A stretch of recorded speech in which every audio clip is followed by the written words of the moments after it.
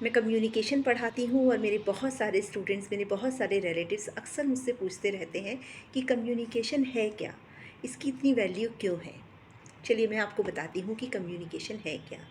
अगर मैं बहुत सिंपल वर्ड्स में समझाऊँ तो कम्युनिकेशन का मतलब है exchange of information, right? It could happen between two people, between two groups, between you and nature, between one two masses, right? और ये बिल्कुल ज़रूरी नहीं है कि कम्युनिकेशन करने के लिए शब्दों का इस्तेमाल किया जाए। इनफैक्ट साइंस के थ्रू, सिंबल्स के थ्रू, जेस्चर्स के थ्रू, अपीयरेंस के थ्रू, फॉर्मेशंस के थ्रू बहुत सारे तरीक़ों से दो लोगों के बीच में कम्युनिकेशन होता है, इन्फॉर्मेशन का एक्सचेंज होता है। आगे बढ़ने से पहले इस पर बात करते हैं कि इसकी पढ़ाई इम्पोर्टेंट क्यों है।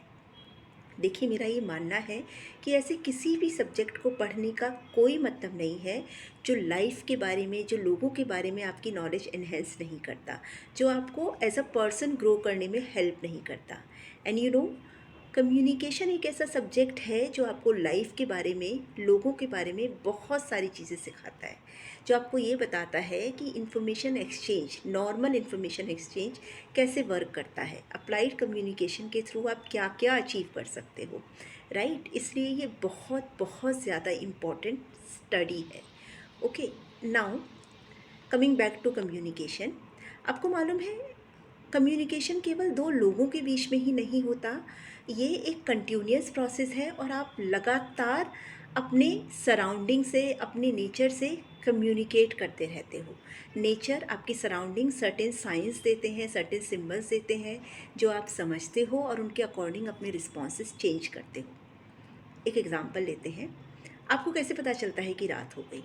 ऑफ कोर्स, अब आप जब बाहर अंधेरा देखते हो तो आपको समझ में आ जाता है, आप नेचर का साइन समझ लेते हो और आपको समझ में आ जाता है कि रात हो गई। सर्दियों में रात जल्दी हो जाती है, गर्मियों में रात देर में होती है, टाइम वही रहता है, लेकिन आप रात का अंदाज़ा नेचर के अंधेरे वाले साइन को देखकर लगाते हो। आपको कैसे पता चलता है मॉर्निंग हो गई? आपकी बॉडी आपसे कम्युनिकेट करती है, नेचर कॉल एंड ऑल, आपको समझ में आ जाता है कि भैया सुबह हो गई, आपको उठना है। कैसे आपको पता चल जाता है कि बारिश होने वाली है? मौसम में ठंडक आ जाती है, तेज़ हवाएं चलने लगती हैं, या फिर आकाश में डार्क क्लाउड्स आ जाते हैं जिनको देखकर आपको समझ में आ जाता है कि ये नेचर साइन दे रहा है कि बारिश होने वाली है। तो आप उन सर्टेन क्यूज़ को डिकोड करते हो, आप दौड़ कर जहाँ भी होते हो, बाहर जाते हो, बाहर सूखे कपड़े होते हैं तो उतार कर उन्हें बाहर अंदर ले आते हो। आपको कहीं जाना होता है तो अम्ब्रेला लेकर निकलते हो, राइट?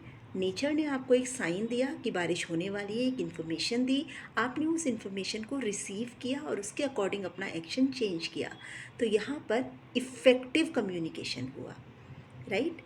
एक चीज़ और याद रखिएगा कि दो साइड्स के बीच में या दो लोगों के बीच में कम्युनिकेशन होने के लिए सर्टेन लेवल ऑफ कॉमनैलिटी होनी बहुत ज़रूरी है।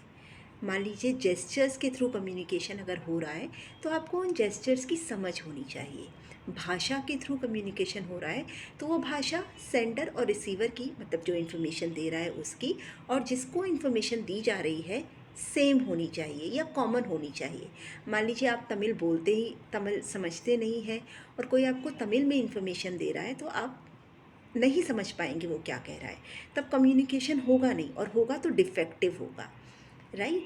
इसलिए कम्युनिकेशन होने के लिए, इनफैक्ट इफ़ेक्टिव कम्युनिकेशन होने के लिए कॉमनैलिटी होनी बहुत ज़रूरी है।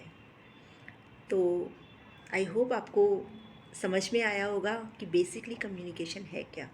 Thank you.